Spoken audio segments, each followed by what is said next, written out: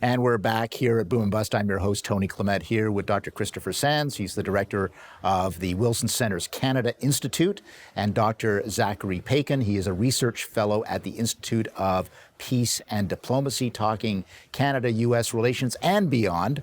And let me ask this to Dr. Paikin then. Beyond Canada, I think we touched upon this maybe in the first segment, but I'd like to drill just a little bit deeper, pardon any puns relating to pipelines, and look at President Biden's international priorities. You talked about the geopolitical, which includes economic issues, obviously. So where is Joe Biden going to go on that from an economic and geopolitical point of view? Dr. Paikin, you first. Well, I think that we've seen, a rising consensus in both political parties, not a full consensus perhaps, but nonetheless growing forces in both major political parties in the United States behind the forces of protectionism, which obviously, poses a significant challenge to Canadian interests given the integrated nature of our two economies. And I think that that's not, only a reflection of political dynamics within the United States, but also a reflection, as I was alluding to before, of an increasingly unilateralist United States on the world stage. I think that these two things go part and parcel, and you can't really divorce the economic trends that we've seen over recent decades evolving from the broader strategic trends as well, because geoeconomics is effectively the future of great power competition. If I could perhaps come back on something that Chris said in the previous segment, to the effect that Canada is a middle power.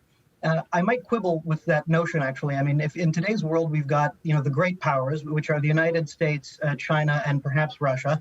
Then if you've got middle powers after that, you've got, the likes of France and Germany and Japan.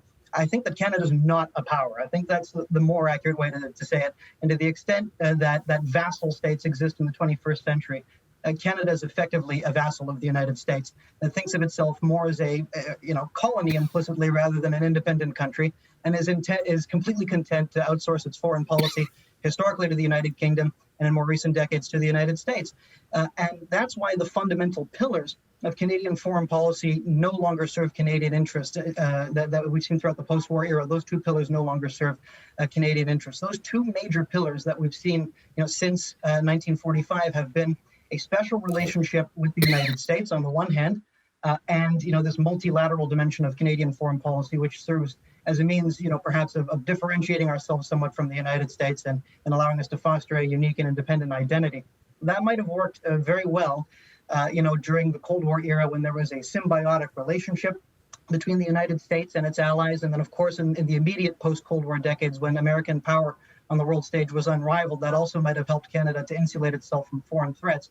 But, the United States, as I was saying before, is now much more content to pursue, in the context of great power rivalry, a posture of primacy in theaters such as the Middle East and Europe and Asia, which could challenge the open trading system on which Canada relies to be, an independent sovereign decision maker in international affairs. And as we've seen in recent years, in fact, over the past decade, Canada can no longer count on the multilateral dimension of its foreign policy either, having lost 2 consecutive bids for a UN Security Council seat under 2 governments of 2 different stripes, which shows the extent to which this is actually a national structural problem that Canada is facing in terms of its foreign policy, and not just a partisan issue one way or another, which is why Canada needs to adopt a more strategic outlook on some of these issues that identifies its own interests independently and rather no longer thinks of itself as exclusively, some member, only an integral member of the Western political community, almost to a fault.